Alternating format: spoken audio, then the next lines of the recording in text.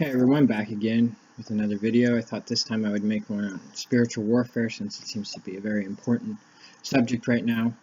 I know that for a fact that there's been an increase of demonic attacks, spirits attacking people, chaos in the world today. I mean, you just have to turn on the news for just a second and there's a shooting or some kind of massacre occurring somewhere in the world. Even if you don't even realize it or even read it in the news, this is all a part of the end times. Believe me when I say that the evil one, he knows that they all know that their time is coming to an end. Let's say that this is their swan song, this is their last hurrah.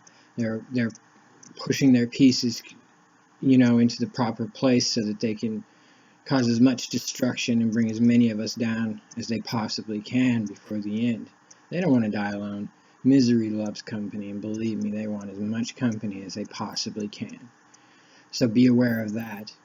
I think the most important thing to know is how these attacks occur. I think that a lot of times, probably deliberately, that science tries to explain some of these things, and some of these things aren't scientific in nature. They are actually spiritistic and demonic in nature, such as depression. I mean, first off, I think that you should understand how they attack, and I think that's what this video will be about. And then the next, I think I'll make a video about how to counter those things. First off, the three main ways I know that they have the ability to attack you is, one thing, whispering, I guess, to your heart. You could say they whisper to your heart more than your mind. They whisper things, doubt, fear, hate, all of these negative emotions and all of these things that seem foreign to you, that seem like, that doesn't seem like my personality. That's not how my heart really works. It most likely isn't. It most likely is a demonic attack, and most people ignore it because they think that, well, those things don't exist. It doesn't happen like that anymore, or it never happened like that. If you believe in the Bible and you don't believe in demonic attacks and demonic possessions, then I don't know what Bible you're reading. Anyways, getting back on the subject. Yeah, they whisper to your heart. They make you think things. You can't hear it. It's not exactly in English. It's more like a song. It's not in any language. But if you listen and you calm your mind and you just count through it, basically, you don't react to it. That's the problem. Most people, they get that. Something happens, there's that whisper to your heart, and then you react. You react, and suddenly afterwards you're thinking, why in the world did I do that? Why am I doing these things that I don't want to do? Most people say, oh, it's just a sinful body. Yeah, it is. It is. The flesh is weak. The spirit is strong. It's the flesh that's being under attack. I think, that whispering to your heart, different things, there's different, I don't want to call them curses, but there's different ways that they can manipulate you, and it's an authority that they've been given over. It's a part of our inheritance from Adam and Eve in the originally just we're given over to that part of sin, which is the devil's whispering. I mean, it's not completely that. Of course, mankind has their own impulses, but with that whispering of the heart, it can become even worse.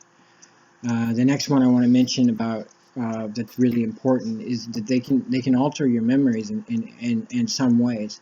If you look at memories and how they work in your mind, to be perfectly honest, they're more like light trapped inside.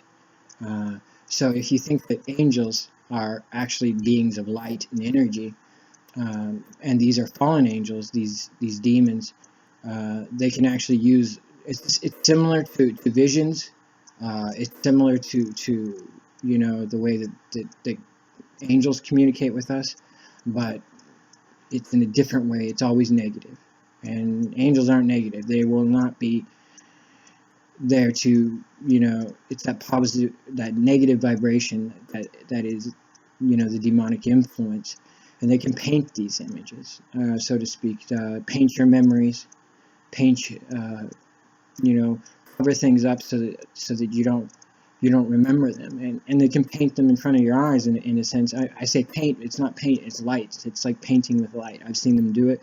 They've done it to me billions of times. I can't count how many times I've been sitting there and you know, had these just strange memories that weren't my own. I could tell that they were altered. I remembered clearly those events, and I knew that different things were added to it. And once I focused on that memory, I could see the altered part. It was almost like seeing, you know, like, you know, a smudge on a memory. It's maybe that's just how my memories work. Maybe that's just how my mind works. I have, you know, I'm very good. I have a very photographic mind, so to speak. I can see very clearly these things. So maybe it's just me, and maybe some people just don't notice it because of that. But I do know that they can do it to many people. The third thing I want to mention is this is a very important one. It's a very horrible way that they attack. I believe they do it, you know, while you're sleeping, possibly, and, you know, even while you're awake. It's, in a sense, it's like attaching, it's almost like, you know, when you have a train of thought, and you, it's like if I was to think about God, let's say, in your brain they can attach emotions to that, negative emotions, and now, such as, you know, doubt and fear and don't believe, you know, and once you trigger that, say you're trying to think about God, and then all of a sudden you just get this rush of emotions that seem foreign to you, or you try and think about your salvation and suddenly it seems impossible to you, or you try and think about something positive or some kind of love, and somehow there's a negative emotion attached to that. In a lot of different instances, that is demonic influence right there. That is demonic influence. They're attaching these things. It sounds crazy, but, you know, this is emotions. These are energies. Energies don't end. They continue on forever. It just changes form. Energy changes form. I hope that makes sense. It's really hard when you're experiencing these things and you overcome them personally, and I had, you know, someone maybe not believe it, but I've had the experience of having angels help me and guide me through the whole thing, so that I was prepared. But in many ways, I know that a lot of people don't, or they do, but they just ignore it, and they don't hear the voices, the you know, the song of the angels speaking to you to tell you how to get out of these things. They want to rely on their own strength, or they want to rely on these sciences, or they want to go, you know, they think they're hallucinating. They think that they're going crazy. I seriously wonder how many people are diagnosed with schizophrenia or some kind of dementia or mental disorder that's completely demonic in nature. And, you know, it's scientific. Of course it's scientific. God is science. You know, to think that he's some kind of supernatural is ridiculous. There's nothing supernatural. He's the most completely natural being in existence. So, you know, remember that. Lastly, they have the ability to make you think they can read your mind. That's an important one. They cannot read your mind. I've tested this and been told this, that they cannot read our minds, but they can make you think. It's almost like they can project thoughts into you that aren't yours. They seem like they're, you know, they're inside your mind, and they seem like that they can read your mind, but in reality, it's almost like starting a train of thought, as if I was to give you an idea, and then your brain goes on and continues and finishes that idea, but in a way that makes you think that someone's inside your head doing it. Almost like, you know, I hope that explains it, because I don't know how to explain it better than that. You know, they start the idea, throw it in your mind, and your mind takes care of the rest. Even with mental imagery, you know, visions, they can do that with some visions. I have to say that while heavenly visions are very clear, I call it divine clarity, demonic visions seem to be less. It's more like a glamour of what it used to be. The last one I want to talk about is compulsion. Compulsion is the worst thing that they can do to you, and it has to do with, well, I believe light in the eyes, different patterns of light being able to compulse you into hating something, even doing stuff wrong. So I think that in a lot of instances where you do stuff wrong, that you don't know why you did it, and it goes so perversely against your nature, take comfort in the fact that a lot of times it's not you, and you are being compulsed. No one can resist this completely without the power of the Holy Spirit. No one can resist it except for Jesus, you know. And in the Garden of Gethsemane, you know, when Jesus was praying, you know, it said that he was alone, but I know for a fact he was not alone there. I know for a fact that the whole demon army was there, and the devil himself. And that's why he was sweating blood. It wasn't just because he was nervous about what was happening. Of course he was nervous, but it was also what they were saying to him at that time.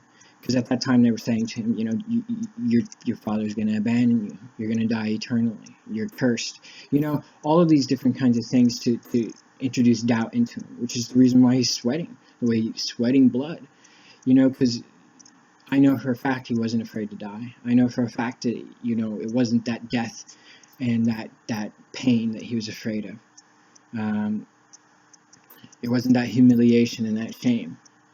And that was, I think, one of the reasons why he was so irritated when he came back to his apostles. Like, why are you sleeping? Don't you realize what's happening? Are you so blind? Or you know, it makes a lot more sense to me now that I was shown that, because I was shown that. I want to say that I was shown a vision of the Garden of Gethsemane to prove to me that, you know, Jesus went through the whole same exact same thing. I hope this helps, and I'm gonna now make the next video about how to counteract these things, and hopefully y'all can become warriors of Christ.